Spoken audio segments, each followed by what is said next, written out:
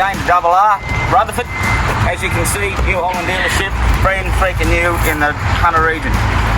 What we have here, one of our features today, is the New Holland 5060 baler, square baler, small squares.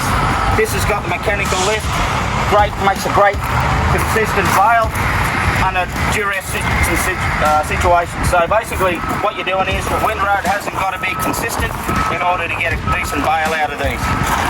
What we've done is with this machine, it hasn't been that drastically improved from the last model, which being the 570.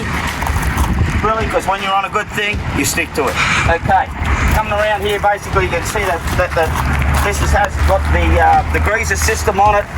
Everything is nice and easy to get at. Linkages and finger arms, very consistent on the machine. Come back in here. See, with this machine, everything is nice and easy, open to get at. Once again, very simple solution. Help you with all of your hay needs.